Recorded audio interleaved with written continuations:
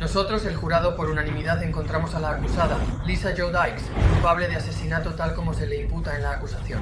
Lisa Dykes cumplirá cadena perpetua por el asesinato de Marisela Botello. En un mundo donde el amor es apreciado, algunas historias de celos, traición y actos horribles te hacen cuestionar la idea de las relaciones. Desde el impactante crimen impulsado por los celos de Lisa Dykes hasta la despiadada historia de Karen Reed, estos casos de novias psicópatas revelan desafíos y luchas por la justicia. Sus acciones dejaron a las comunidades conmocionadas y preguntas sin respuesta. Comencemos. Una mujer en juicio por matar a una joven de 23 años en un ataque de celos podría testificar hoy. Los cargos contra otros 2 en el caso fueron retirados. Dan Godwin de Fox 4 está en vivo con lo último. En octubre de 2020, Marisela Botello, de 23 años, viajó de Seattle a Dallas para una visita. Pero su viaje tomó un giro trágico después de una noche en Deep Ellum. Desapareció, dejando a su familia y amigos desesperados por respuestas.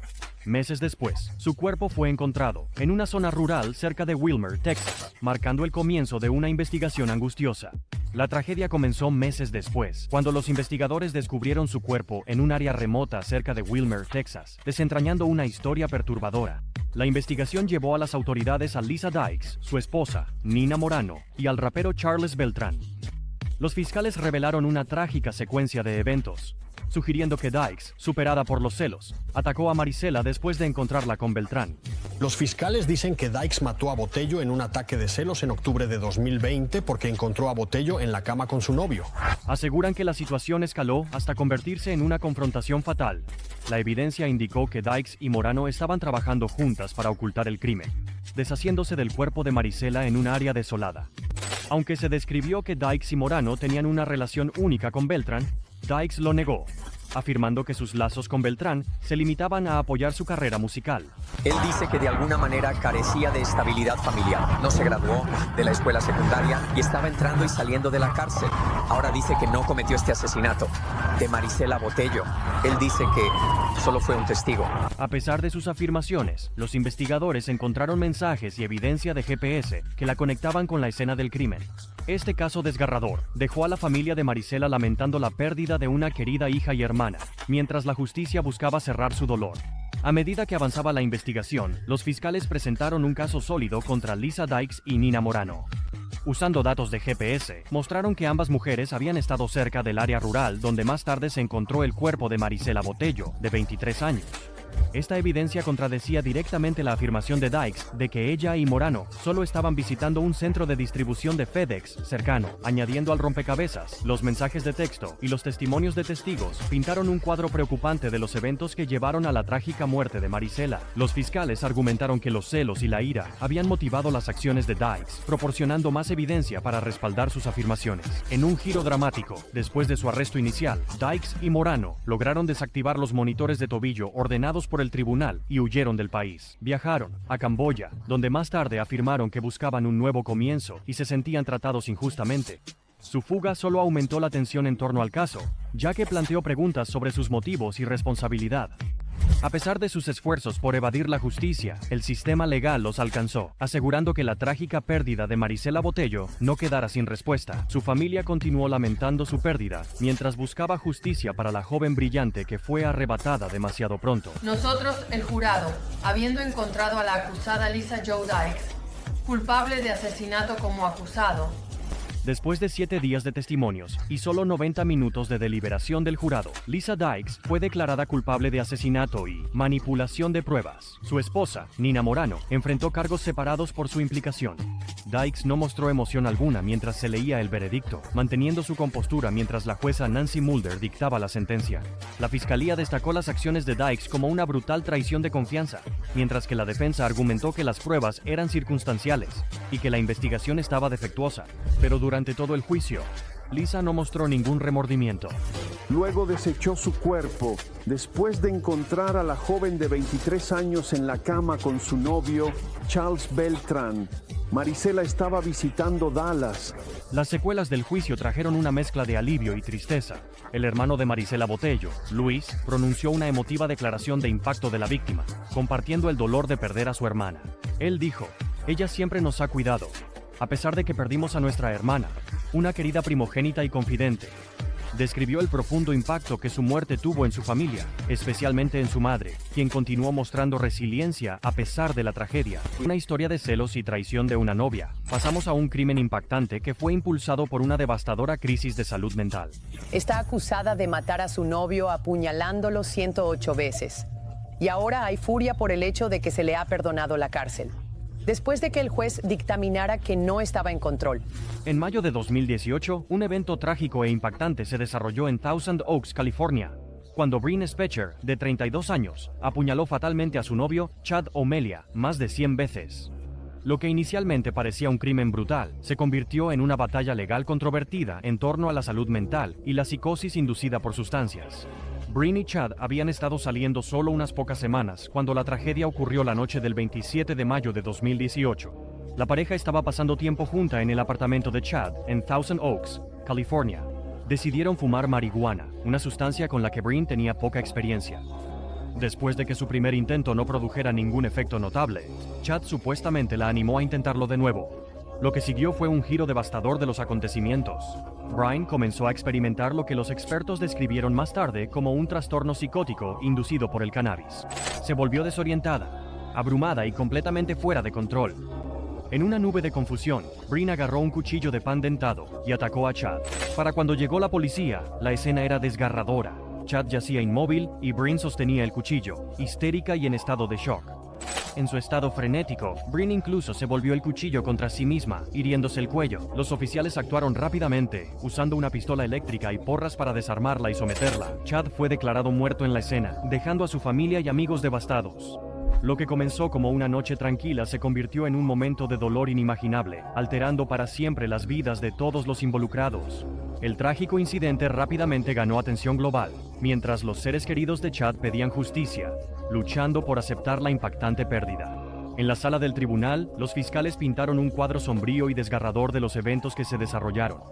Describieron la gravedad del ataque, destacando las 108 puñaladas que Chad sufrió como un signo de ira abrumadora e incontrolable.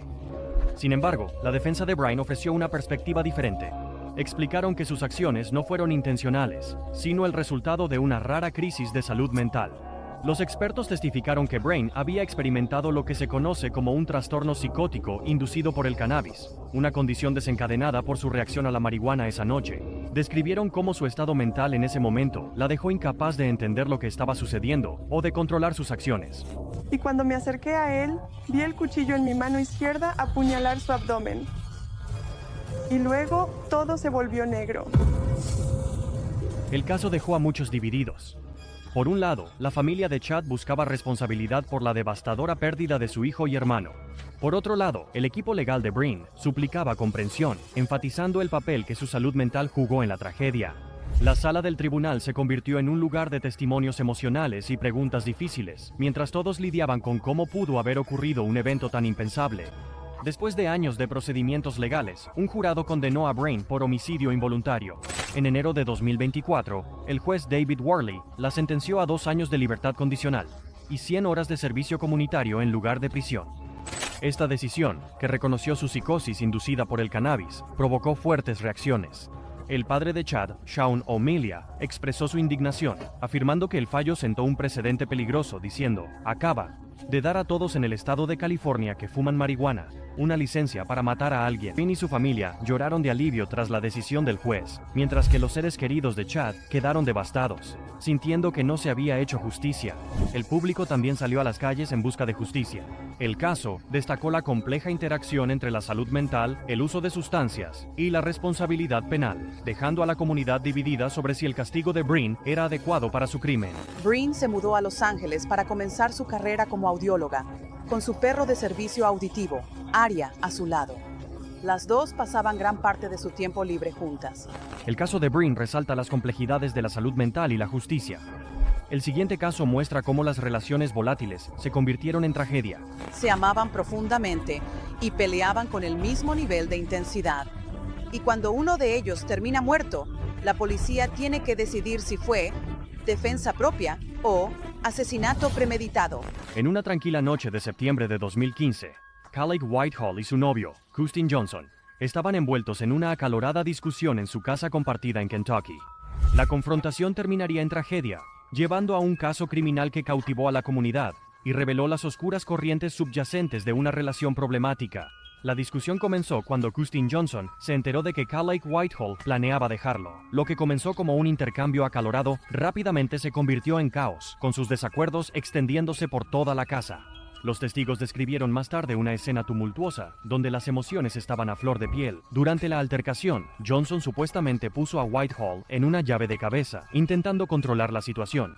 En respuesta, Whitehall lanzó objetos en un esfuerzo por liberarse. La tensión aumentó a medida que el conflicto continuaba descontrolándose. No podía respirar y sentía cómo tenía miedo. En medio de la confusión, Whitehall tomó una decisión crítica, agarró un cuchillo y regresó para confrontar a Johnson en el dormitorio. Lo que sucedió a continuación cambió la vida de ambos para siempre. En medio de la lucha, Whitehall apuñaló a Johnson. Herido y desorientado, Johnson logró llegar al baño, pero sus heridas eran demasiado graves. Se desplomó cerca de la ducha, incapaz de recuperarse del daño infligido. Trágicamente, su vida se apagó poco después. El devastador momento marcó el trágico final de su relación y preparó el escenario para una batalla judicial que más tarde determinaría el destino de Whitehall. Fue un recordatorio desgarrador de cómo los conflictos pueden escalar con consecuencias irreversibles. En medio de la disputa, Whitehall apuñaló a Johnson. Herido y sangrando, se tambaleó hacia el baño, desplomándose cerca de la ducha. Trágicamente, Johnson sucumbió a sus heridas poco después. El caso llegó a la sala del tribunal en septiembre de 2015, cuando los trágicos eventos de ese fatídico día fueron expuestos ante un jurado. Los fiscales describieron el incidente como un acto de violencia imprudente, rechazando la afirmación de Whitehall de defensa propia. Eso es obstrucción. Ella no tiene opción. Brittany Jones, una testigo clave, compartió su relato de lo que sucedió. Ella explicó cómo intentó intervenir y separar a la pareja durante su acalorada discusión, pero no pudo calmar la situación. También testificó haber visto a Whitehall recoger un cuchillo y regresar al dormitorio donde estaba Johnson, un momento que más tarde resultaría crucial en el caso. La fiscal Kim Gogegan presentó un argumento sólido, enfatizando que las acciones de Whitehall no coincidían con la narrativa de defensa propia. Los detectives que investigaron la escena del crimen fortalecieron aún más el caso de la fiscalía. Revelaron que la evidencia contradecía la afirmación inicial de Whitehall de haber apuñalado a Johnson en la cocina mientras él la sostenía. En cambio, los hallazgos apuntaban a que el acto fatal ocurrió en el dormitorio. El jurado escuchó atentamente estos detalles, reconstruyendo la historia de lo que había sucedido. Fue un momento trágico que dejó a la sala del tribunal, lidiando con preguntas sobre la responsabilidad y las decisiones que llevaron a un resultado tan devastador. Después de un juicio de 3 días, el jurado declaró a Whitehall culpable de homicidio imprudente. El 7 de noviembre, el juez del circuito de Warren, Steve Wilson, confirmó su recomendación de una sentencia de 4 años. Whitehall, quien se mantuvo estoica durante todo el juicio, regresó a custodia para continuar cumpliendo su condena en la cárcel regional del condado de Warren. El acusado paga la pena. Nosotros, el jurado, sentenciamos a los acusados, sentencia de homicidio imprudente. Bajo los términos de su sentencia, Whitehall es elegible para libertad condicional después de cumplir el 15% de su condena, lo que significa que podría ser liberada tan pronto como en marzo. Este caso trajo dolor a ambas familias involucradas y sirvió como un recordatorio contundente de cuán rápidamente las disputas domésticas pueden escalar a tragedias irreversibles. Los fiscales argumentaron que la vida de Johnson terminó sin sentido, mientras que Whitehall sostuvo que su acción surgió del miedo. El trágico crimen de Kaylee Whitehall lleva a una pérdida desgarradora. A continuación, una muerte misteriosa que ha desatado acusaciones de conspiración. Y la Corte Suprema de Massachusetts está evaluando argumentos sobre si desestimar los cargos de asesinato contra Karen Reed. Reed está acusada de atropellar a su novio policía con su SUV y dejarlo morir. Karen Reed está acusada de matar a su novio policía, John O'Keefe, en un incidente misterioso y trágico. O'Keefe, un oficial de policía de Boston con una carrera de 16 años, fue encontrado muerto en el jardín delantero de la casa de otro oficial en enero de 2022. Reed, su novia, ha declarado su inocencia, alegando que las fuerzas del orden intentan incriminarla por su muerte. El caso dio un giro inesperado cuando un juicio de 9 semanas terminó en juicio nulo porque el jurado no pudo ponerse de acuerdo en un veredicto. Karen Read enfrentó cargos serios, incluyendo asesinato en segundo grado, homicidio vehicular y abandonar la escena de un accidente mortal. La fiscalía estaba decidida a intentarlo de nuevo, comprometiéndose a volver a juzgar a Read por su papel en la trágica muerte de su novio, el oficial de policía de Boston, John O'Keefe. Llegaron a la casa de la víctima. La acusada la señora McCabe miró a ese mismo faro trasero roto. La señora McCabe describió el faro trasero derecho del lado del pasajero como roto. Sin embargo, el equipo de defensa de Read argumentó que estaba siendo acusada injustamente. Afirmaron que los agentes de la ley, algunos de los cuales estaban estrechamente relacionados con la víctima, estaban involucrados en una conspiración para incriminarla por su muerte.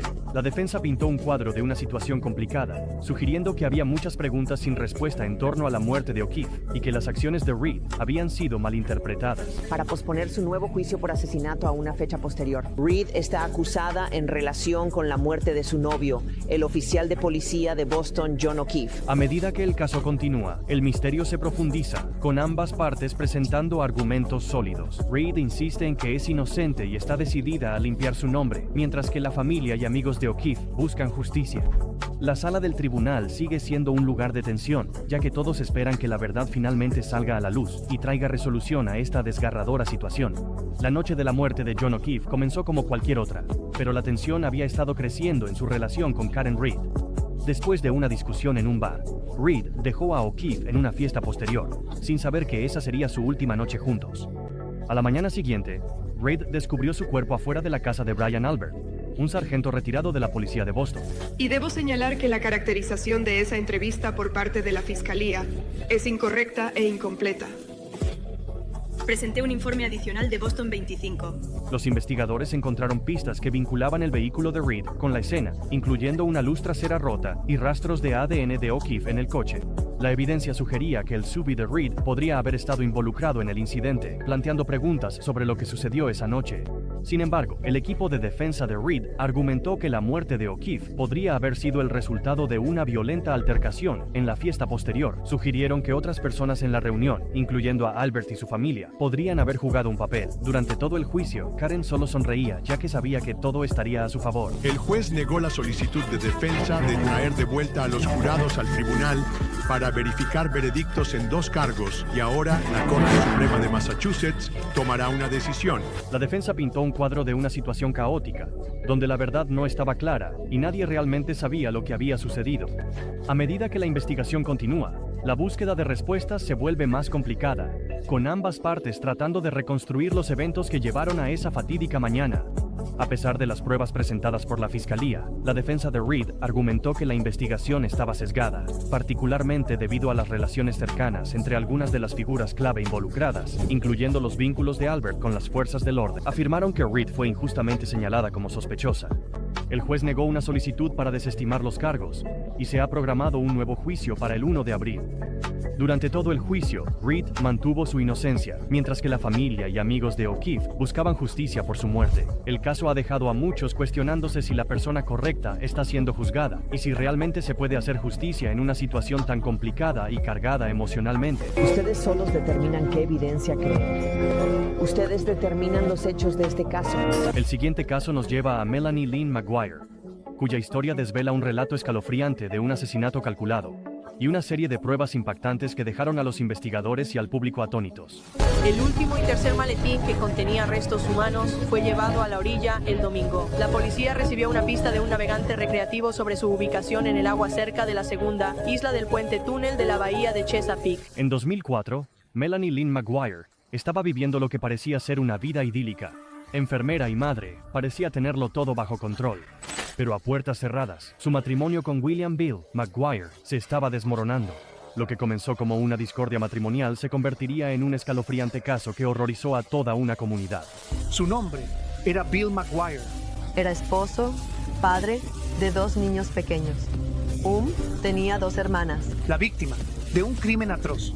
Literalmente parecía como si su cuerpo hubiera sido cortado para caber en estas maletas. El 28 de abril de 2004, Bill Maguire desapareció sin previo aviso. Su desaparición desconcertó a amigos y familiares, Pero la situación se tornó siniestra días después, cuando una maleta llegó a la orilla en Virginia. Dentro estaban los restos desmembrados de Bill. El macabro hallazgo pronto llevaría a los investigadores a Melanie, cuyas acciones revelaron un asesinato frío y calculado. Había diferentes partes del cuerpo, así que, en una maleta había una especie de torso, con los brazos y la cabeza aún unidos.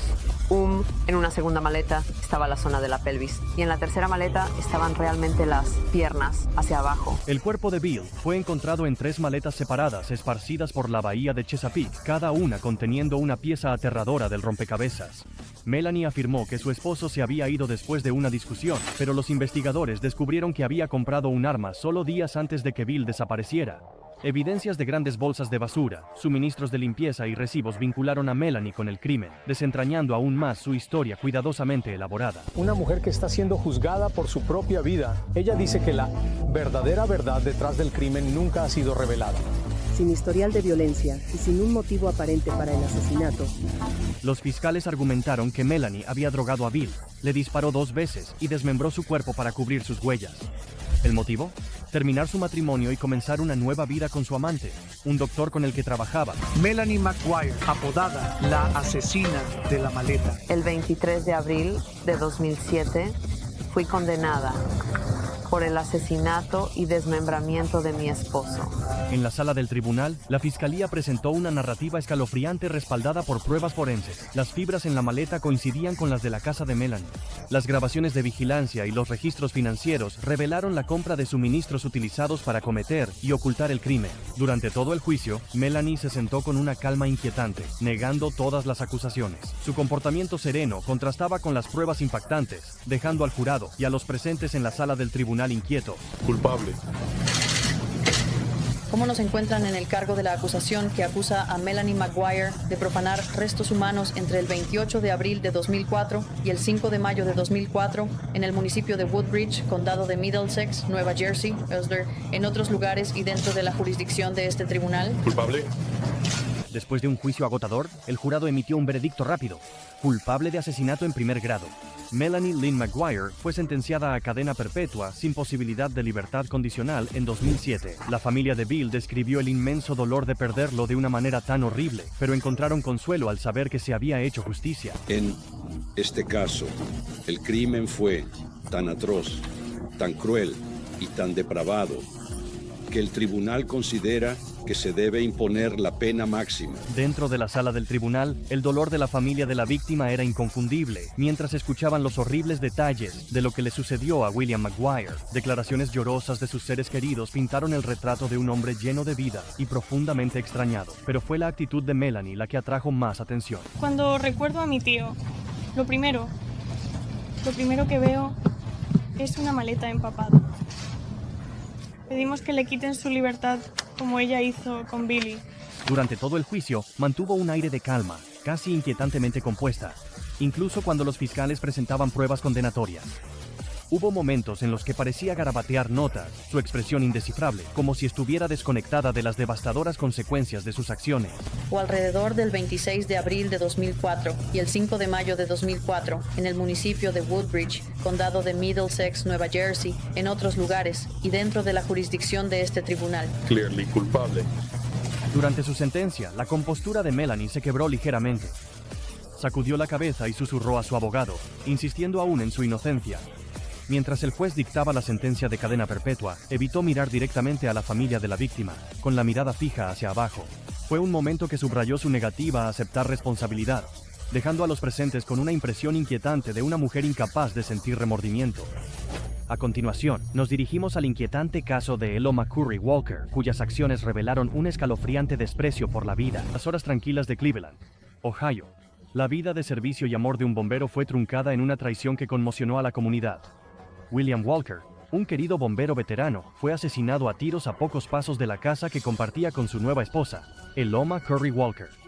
Lo que inicialmente parecía un robo que salió mal resultó ser algo mucho más oscuro. un acto calculado de avaricia orquestado por la persona en la que más confiaba.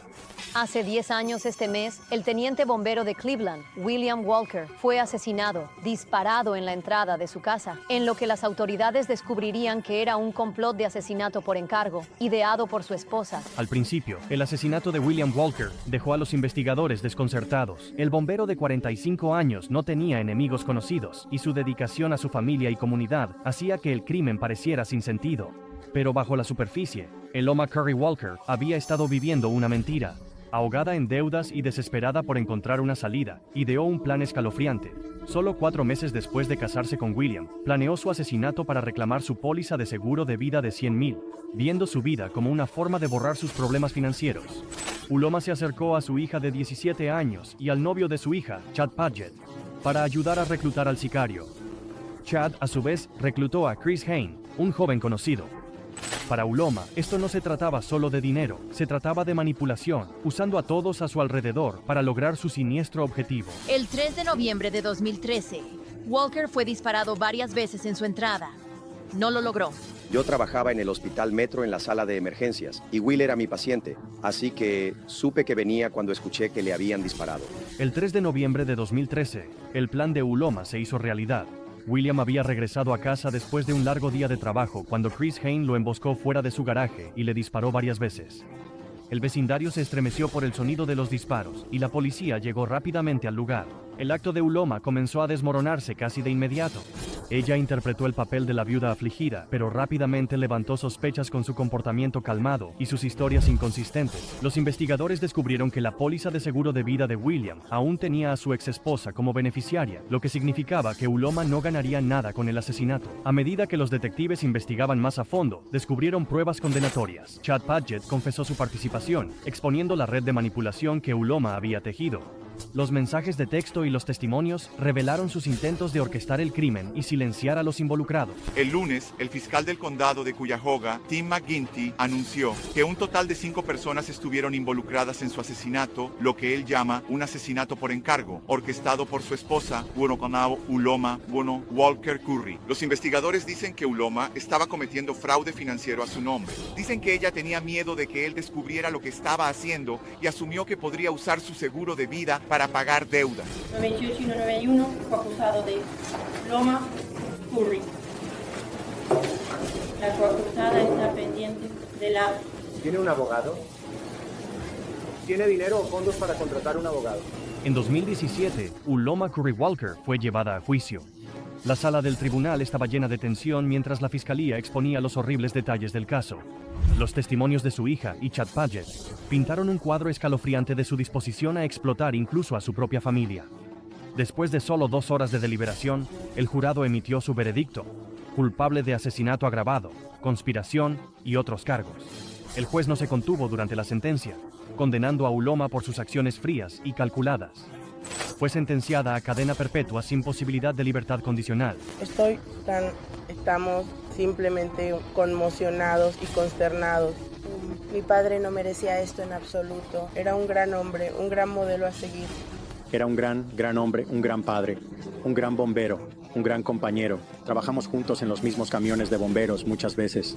Brian Webb lo recuerda como el tipo que podía animarte y hacerte reír después de una llamada difícil. En la sala del tribunal, la familia de William se derrumbó al escuchar el veredicto, luchando por comprender cómo alguien a quien él amaba pudo traicionarlo de manera tan completa. Sus colegas del departamento de bomberos lo describieron como un héroe desinteresado, un hombre que dedicó su vida a salvar a otros, solo para que su propia vida fuera arrebatada de una manera tan brutal. Uloma, sin embargo, no mostró remordimiento.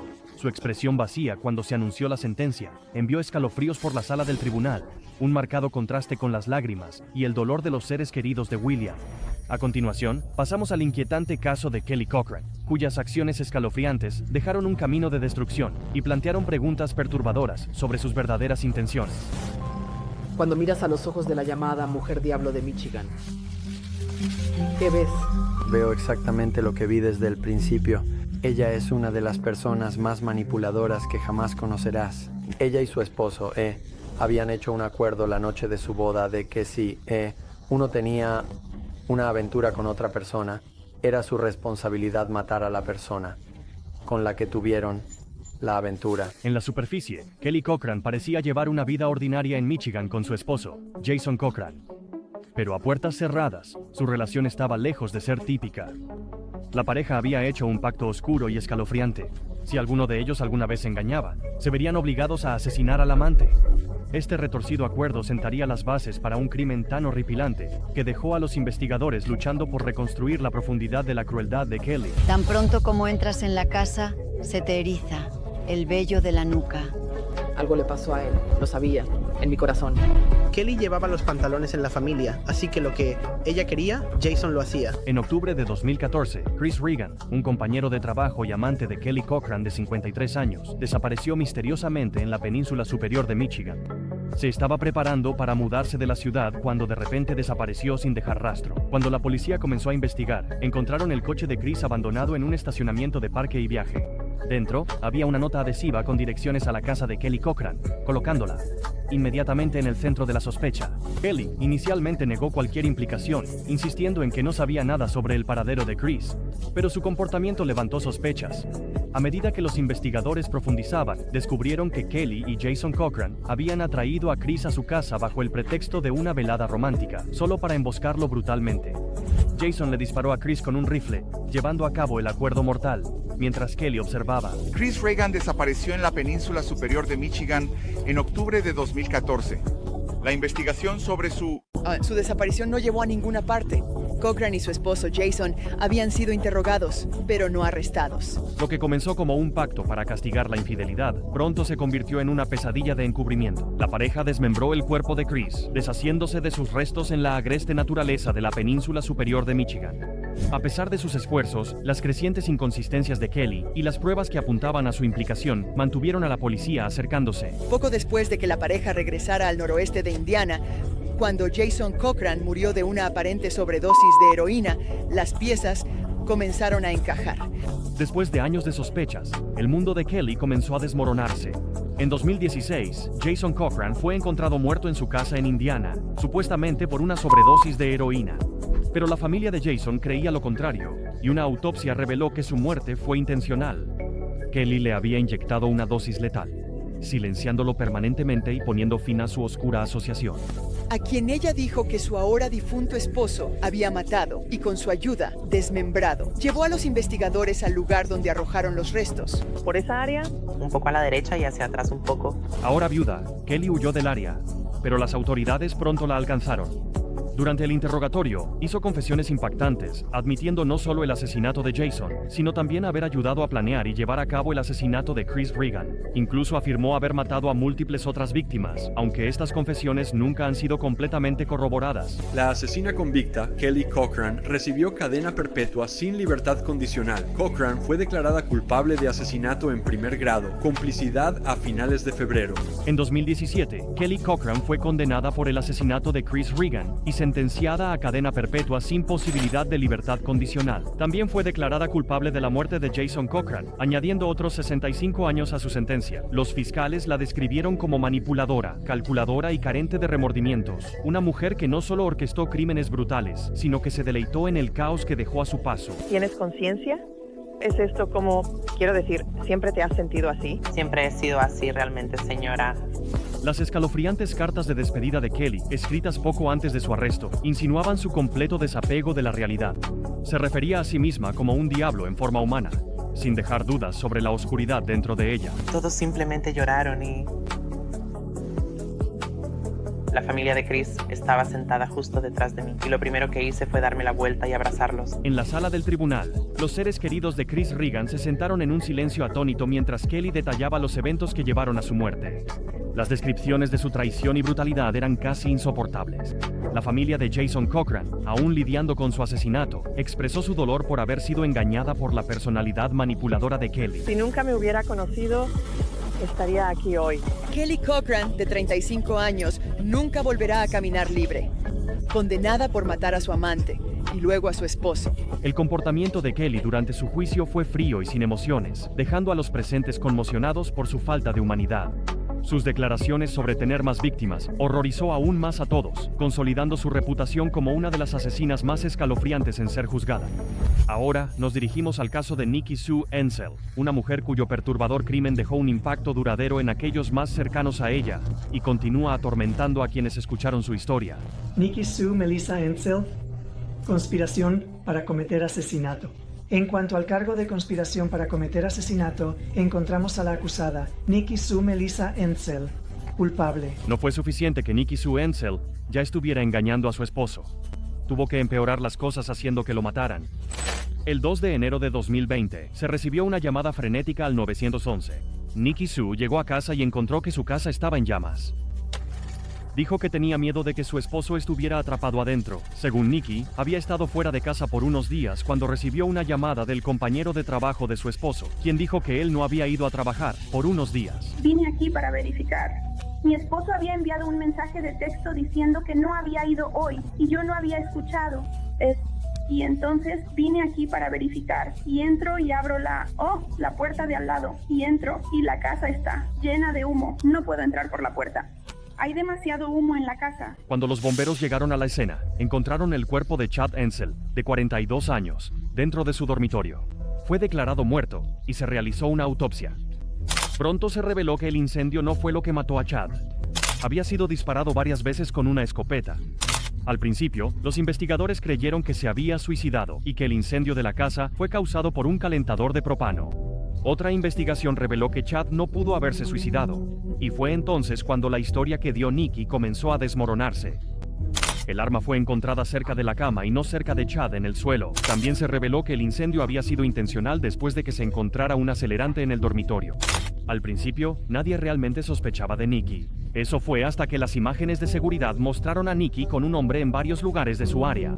Luego se reveló que este era Earl Howard, el amante de Nikki. Muestran que Nikki Sue Ansel y Earl Howard acordaron matar a Chad Ansel, incendiar la casa para cobrar los beneficios del seguro y encubrir el asesinato, y manipular pruebas destruyendo o deshaciéndose de ese segundo cartucho e iniciando el incendio para ocultar las pruebas del asesinato. Nikki había estado teniendo una aventura con Earl durante un tiempo antes de decidir ir a verlo en el motel. Aunque ella negó que no había regresado a la casa antes del incendio, las imágenes de CCTV pronto mostraron lo contrario. Después de un interrogatorio constante, Nikki afirmó que Howard fue quien disparó a Chad mientras luchaban por el arma. Dijo que ella esperó en el coche. Su historia cambió de nuevo cuando afirmó que nunca había visto a Howard antes. A pesar de esto, los fiscales no le creyeron. Howard, por otro lado, dijo que Nikki había disparado a su esposo y que él se ofreció a incendiar la casa para quemar las pruebas. Los fiscales argumentaron que planearon matarlo y huir con el dinero del seguro. Nikki fue acusada de conspiración para cometer incendio, conspiración para cometer asesinato y conspiración para manipular pruebas físicas. En febrero de 2023 fue sentenciada a cadena perpetua con posibilidad de libertad condicional. En el tribunal ella intentó apelar su sentencia. Me dicen que necesito aceptar un acuerdo de culpabilidad. Va a ser de esta manera. No quiero hacerlo. Quiero tener mi oportunidad. Su apelación fue desestimada y está cumpliendo su condena en Dakota del Norte. Howard terminó declarándose culpable de varios cargos, incluyendo conspiración para cometer asesinato e incendio. Al hacer el acuerdo de culpabilidad, los fiscales acordaron retirar un cargo de asesinato. Fue sentenciado a 25 años de prisión en febrero de 2022. Las acciones de estos individuos dejaron daños irreversibles, y sus reacciones en la sala del tribunal revelan la increíble naturaleza de sus crímenes. Pero hay más por descubrir. El próximo video en pantalla profundiza en casos impactantes y las sentencias que dejaron al mundo cuestionando la justicia. Sigue viendo.